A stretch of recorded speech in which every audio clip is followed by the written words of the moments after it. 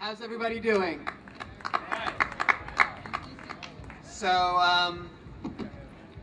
I dropped out of college 7 years ago because I was freaked out about global warming and really didn't know what I was going to do. Didn't have a vision of what I was going to do, but knew that I needed to do something. So I left college and through a meandering path over a couple years ended up helping to start the Energy Action Coalition, worked myself into a green job. The first campaign that we ran was called the Campus Climate Challenge, and that was focused on making schools models of the sustainable future that we want to see. This was right after George W. Bush was reelected. We knew that we needed to start at a local level in building the kind of economy that we wanted to see. And so we started doing this work, but then we were seeing that all of these young people that were graduating from schools had the same old kind of jobs that were available before, and our generation was the first generation that had fewer job opportunities than our parents' generation did.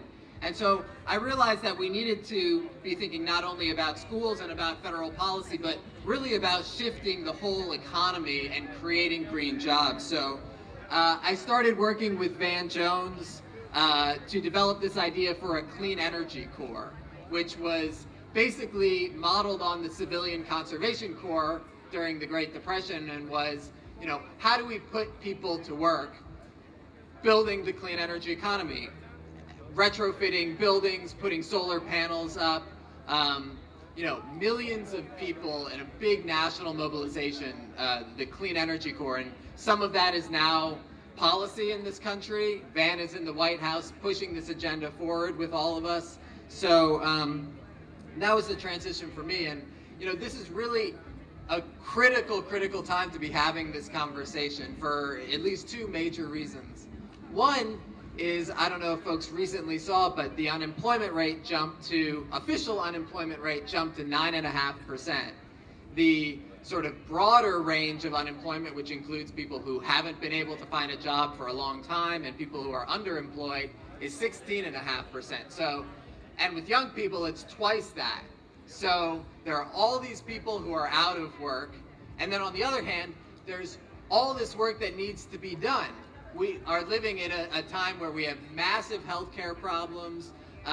We need to restructure the whole economy, as Michael was talking about, and so we've got all this work that needs to be done and all these people out of work, which just doesn't make any sense. It's like there's a chasm there, and our society needs to get it together and put these people back to work solving these problems. So, this is really the question: how do we shift this economy? And I want to give some really practical strategies for folks who are looking to get a green job, to make a green job for themselves.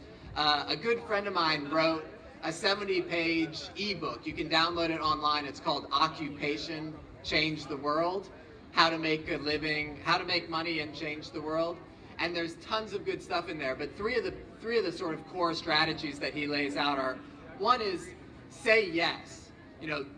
My path into this green job was very meandering, and it was kind of following my heart, saying yes to things, taking risks. So, somebody may invite you to a party or, to do an internship. I would just encourage you all to say yes and to sort of follow your heart as much as possible, and trust in time that it will lead to a set of skills and a network that will get you the kind of job that you want. The second thing is to really focus on building out that network and to be your future self.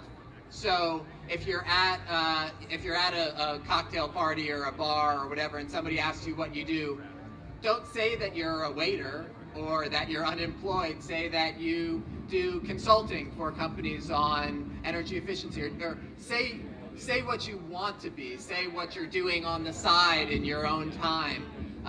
So then they have this reference point of you as this green energy consultant, or you as this person that you want to be, and can then identify the opportunity. So you all have these things. Everybody's got these side things that they want to do, and be that person as much as you can in conversation.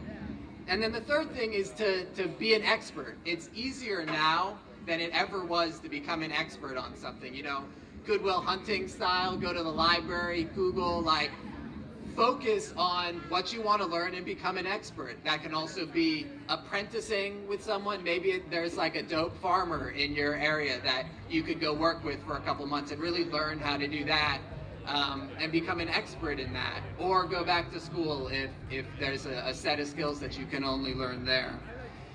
So that's, you know, for me, those are kind of like coping mechanisms to deal with this chasm right now. But there's also huge structural issues with our economy that we need to solve that I think will require all of us working in this direction. I agree that we're taking some important baby steps now in that direction, but you know, I would say that I think that the primary obstacle in the near term to us having lots more green jobs is our messed up U.S. Senate. The House too, but the Senate in particular is blocking an agenda around healthcare, which would sure help people be able to do what they wanted. If you all could have healthcare, you wouldn't need to take a shitty job to have healthcare.